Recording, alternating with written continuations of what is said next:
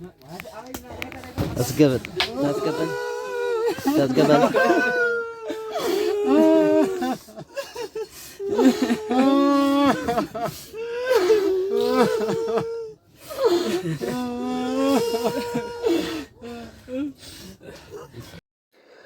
ምንም መፍትሄ የጠፋለት ማንም ሐግ ባይ ጠያቂ የሌለበት የስደተኛ ህይወት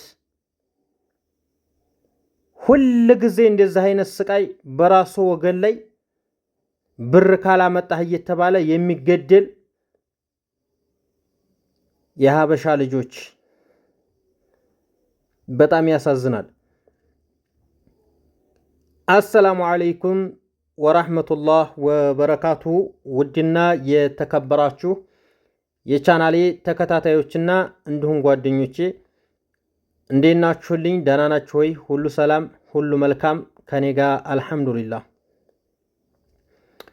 ዛሬ በጣም የሚያሳዝን ቪዲዮ ነው ይዤላችሁ የመጣሁት።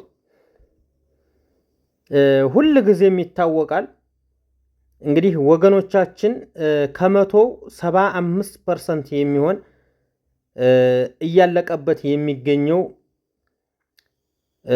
በየመን ድንበር የሚሰራ ስራ በጣም ትልቅ ግፍ ነው። በነገራችን ላይ የሰው ልጅ በራሱ ዜጋ በራሱ ወንድም ታግቶ የሚሰቃይበት ሀገር፣ የሰው ልጅ በገንዘብ የሚገዛበት ሀገር፣ ወንድሞቻችን እህቶቻችን ከሞቀ ቤታቸው ሰርተን እንቀየራለን ብለው ስንት መከራቸውን አይተው በበረሃ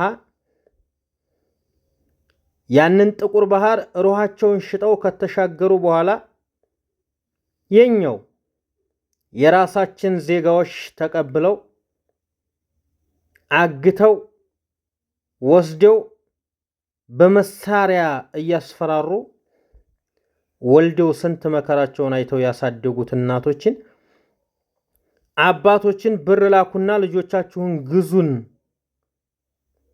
እየተባለ በጣም ያሳዝናል። የሰው ልጅ ለገንዘብ ተብሎ አንዳች በሚያህል ጣውቾ ዱላ ራሱን ልብሱን አስወልቆ እየተቀጠቀጠ ለዛውም በራሱ ዜጋ የመን ላይ ስቃይ በዝቷል።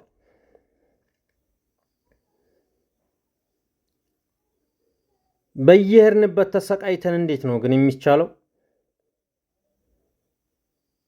ሰው ሰርቶ ቀየራለህ ያልፈልኛል ብሎ አይደለም አሁን ላይ በባህር እየሄደ ያለው፣ ወይንም ስንት መከራውን አይቶ ገንዘቡን ተቀብሎ ሰርቼ ያልፈልኛል ብሎ አይደለም ዱባይ የሚገባው።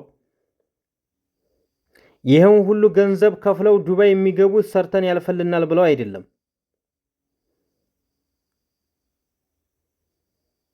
ነገር ግን ሀገራችን በጣም ትልቅ ችግር ውስጥ ስለሆነ ሰርቶ የሚታደርበት ስላልሆነ ሁሉም ነገር መከራ ስለሆነ ምናልባት ይሄ ጊዜ ያልፍ እንደው ተብሎ በባህር ይሰደዳል። ነገር ግን ሀገራችን ላይ ካለው ችግር የባሰ ትልቅ መከራ ውስጥ ገብተው በግድ ታግተው እንደዚህ ቅንጭላታቸውን እየተባሉ ለስንት ዓመት የተጠራቀመ ንብረታቸውን ቤታቸውን አዱኖቻቸውን ሽጠው የመን ለሐራሚ ይልካሉ። ያንን ስቃይ ያሳልፎ ከሄደ በኋላ ሳውዲ አረቢያ ያንን ገንዘብ እንኳን ሰርቶ ሳይጨርስ በሳውዲ ወታደሮች ይያዝና ወደ ሀገር ይመጣል። አሁንም ነገሮች ሁሉም ነገር ሲበላሽበት አሁንም ተነስቶ በባህር ይሄዳል። መልሶ ስቃይ። ወላሂ እንደዚህ አይነት ቅጥቃጤ እንደዚህ እየተደረገ እየተቀጠቀጠ የሰው ልጅ ገንዘብ አገኛለሁ ብሎ ወጥቶ እንደዚህ አይነት ዱላ ሲጠብቃችሁ ያውን በራሳችሁ ወንድም በሀገራችሁ ሰው በጣም ያስጠላል። ግን እስከ መቼ ነው እንደዚህ ተጨካክነን? እስከ መቼ ነው ግን እናትና አባት የሚያለቅሰው? እንደዚህ ተቀጥቅጦ የተላከው ገንዘብ የተገኘው ክብረት ቢቀርስ ወላሂ ላዚም 7 ጊዜ ቢቀር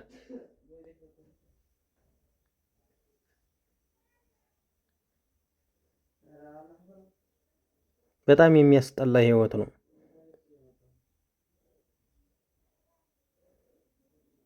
እና ውድ ተመልካቾቼ በባህር ሂዶ በህገ ወጥ ሂዶ ስንት መከራውን አሳልፎ ተቀጥቅጦ 1 ሚሊዮን ብር አስበልቶ ለጅቦች አስበልቶ ከዛ ሳዑዲ አረቢያ ገብቶ ተይዞ መልሶ ደግሞ ወደ ሀገር ከመጣል ዱባይ 550 ሺህ ብር ከፍሎ ፍሪ ቪዛ ሂዶ